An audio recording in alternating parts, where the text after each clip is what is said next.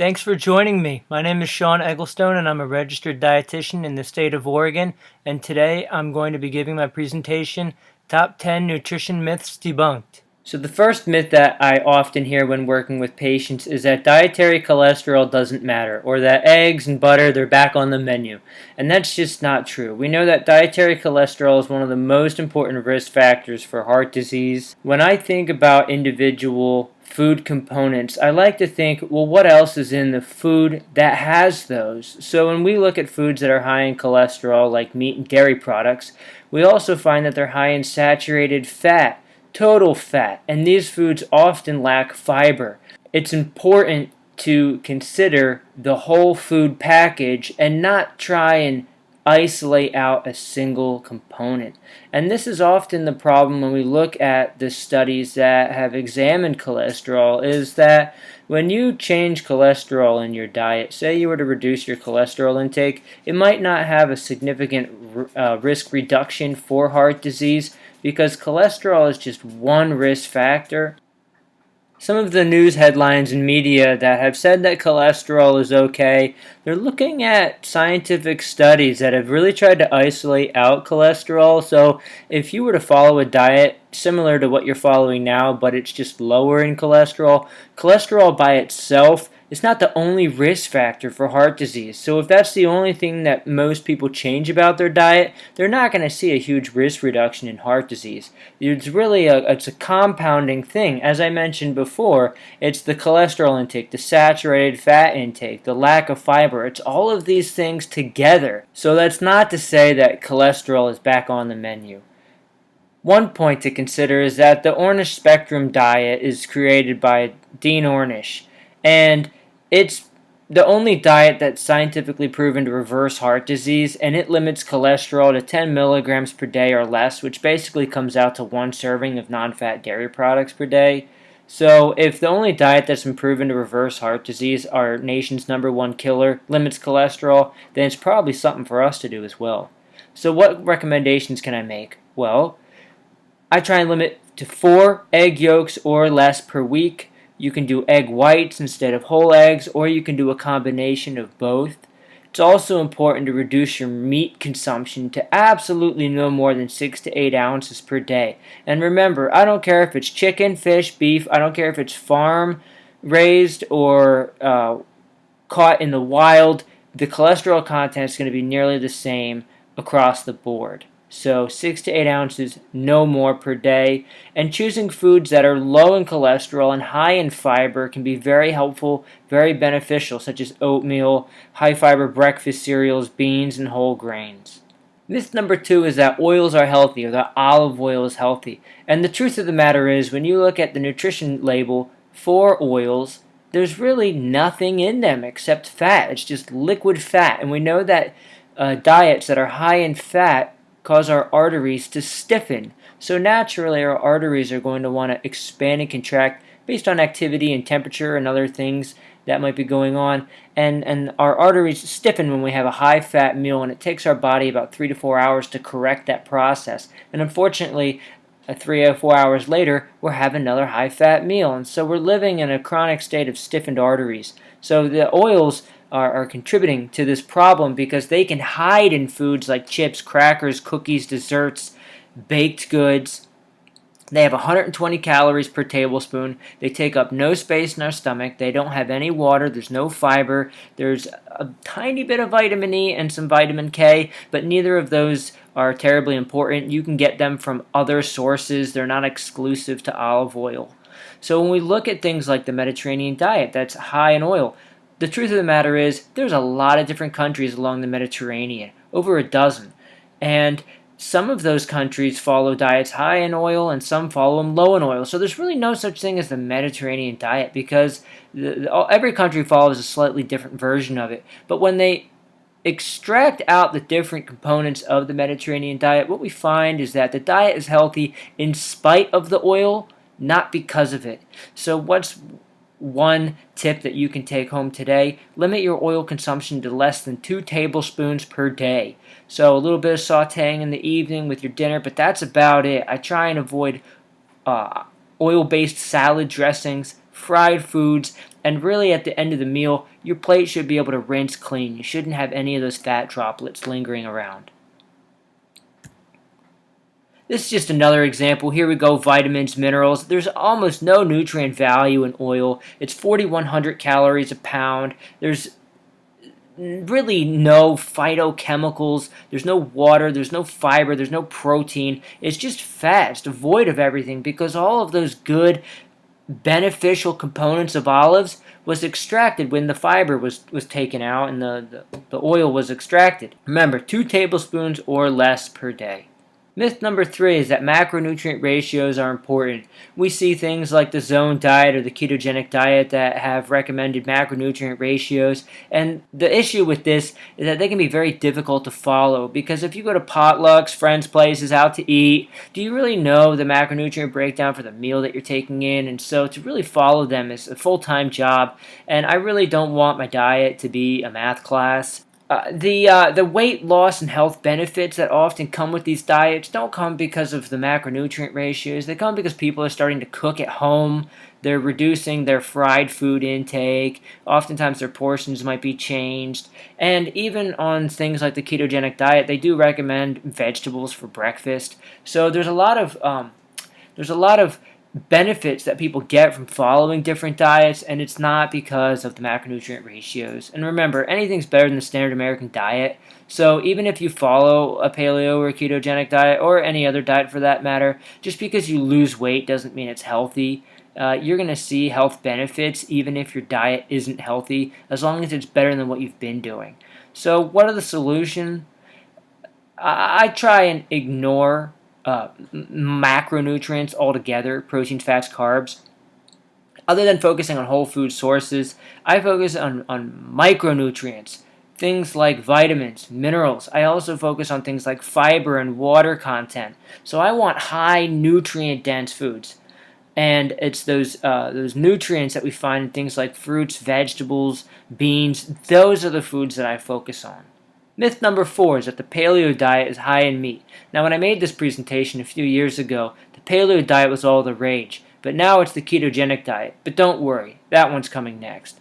So with the Paleolithic diet, the thinking is that our digestive tract has developed over the last 2 million years or so to accommodate a diet that our caveman ancestors followed prior to us harvesting grains and dairy products that occurred around 10,000 years ago. So around 10,000 years ago is when we started eating grains and cultivating crops and having dairy, and prior to that we were more hunter-gatherer. But the truth of the matter is, when you look at the scientific research around patterns of our Paleolithic peoples, they weren't hunter-gatherer. They were gather-hunterers.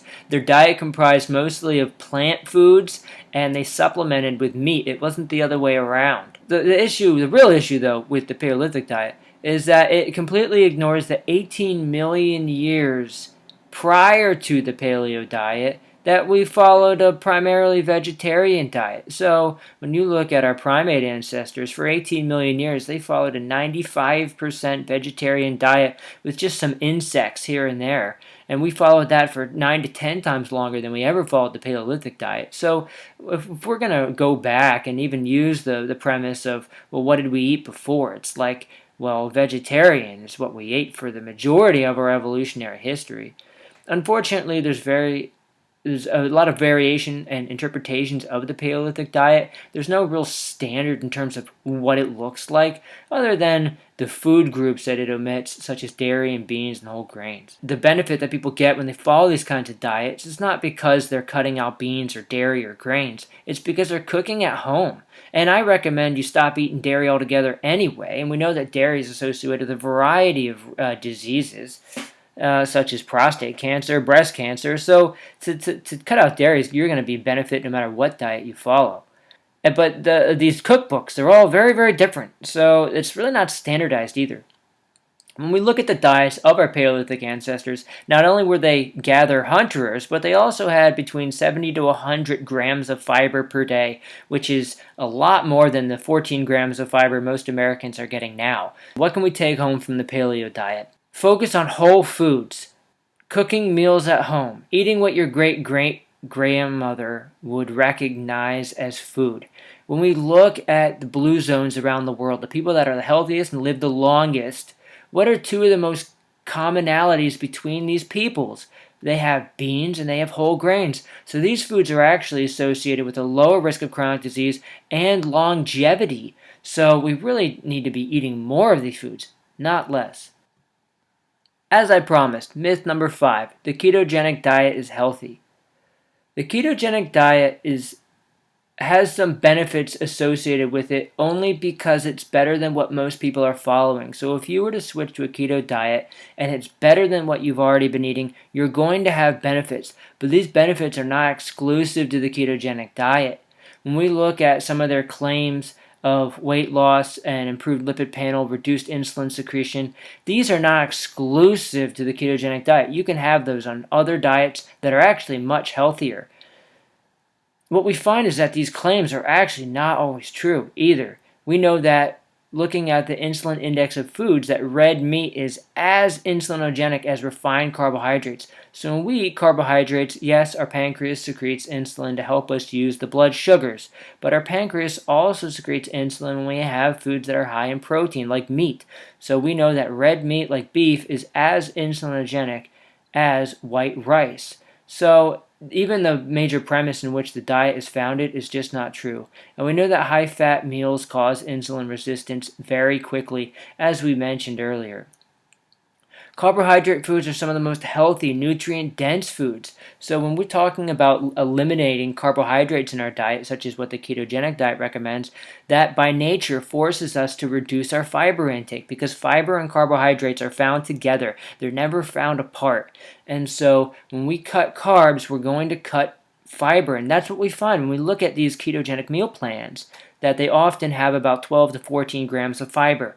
And that kind of fiber will cause constipation. So if you don't believe me, go to Google and type in ketogenic diet and constipation. You'll see over 2 million hits in under a second. Forget the macronutrient ratios like I mentioned earlier. Eat a diet that's low in refined carbohydrates. If you haven't checked out my other video about carbohydrates explained, now would be a great time to head on over and check out that video.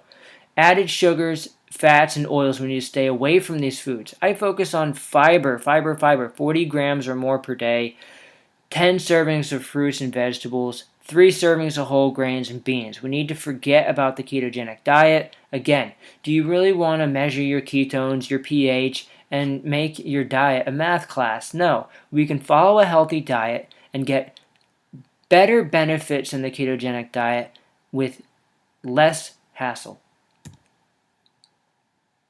This is just the insulin index of foods that I was talking about. I'm not going to go over this in huge detail, but this is for your reference. You can see that eggs, cheese, beef, fish, our pancreas secretes insulin. These are not insulin-free foods, okay? Our body secretes insulin. But insulin is only one part of the equation. So you can see beans here. Beans apparently secrete a lot of insulin. But the thing is, we know that beans are associated with weight loss. They're associated with reduced colon cancer risk. They're associated with reduced heart disease and diabetes risk. We find that people with diabetes actually have better blood sugar control when they eat beans. So again, trying to pick apart a diet based on a single hormone or a single ingredient is not going to give you the full picture of what it means to be heart healthy. Myth number 6 is that carbohydrates cause diabetes.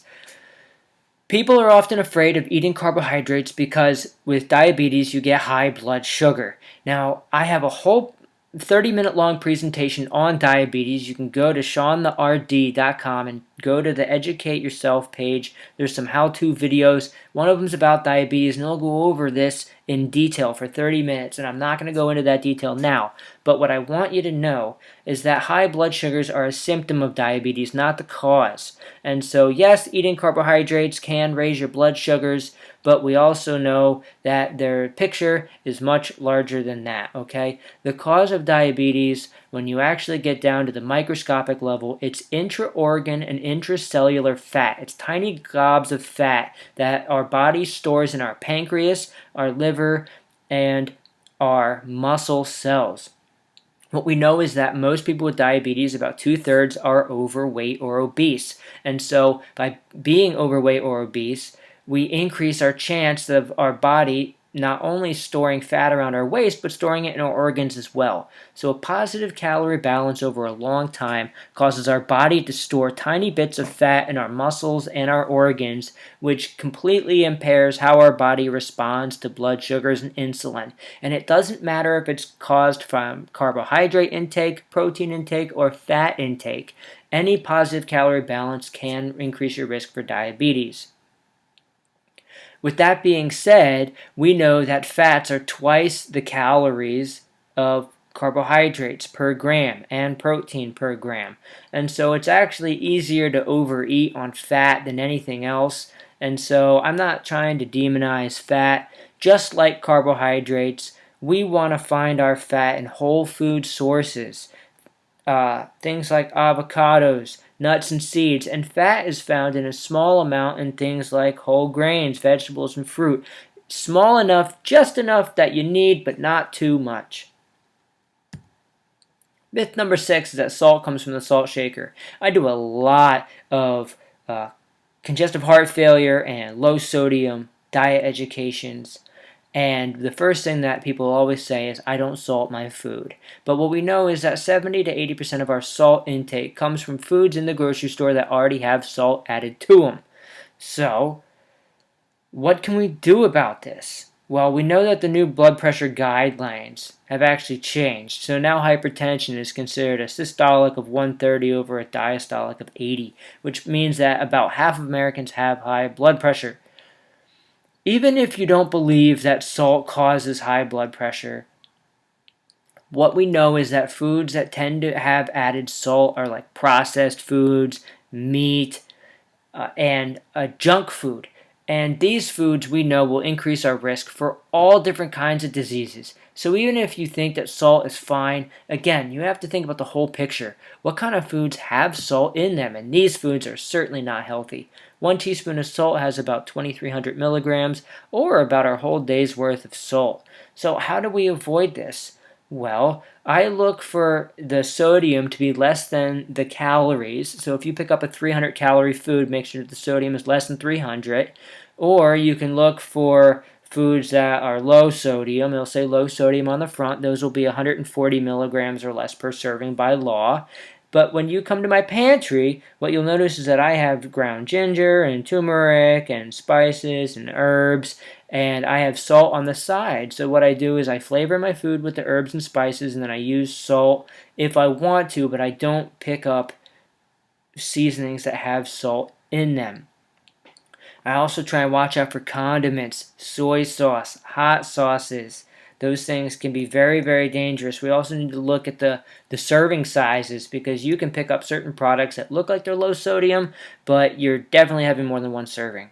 And certainly stay away from canned soups. Myth number 8 is that healthy eating means giving up food I love. This is one barrier that I think people form around following a healthy diet, is that they have to give up all these things. And the truth of the matter is, your tastes change and your preferences will change over time. So what you eat now is not what you're always going to enjoy. It takes a process. You know, it could take a couple weeks for your taste buds to change. It could take 6 months for you to really get this down, and then 2 years to really form a solid habit of eating healthy. It can take a long time. It's a long-term commitment. And over that time, your preferences and the things that you eat will change. And after that, you'll look back and say, oh man, how could I ever have eaten that way?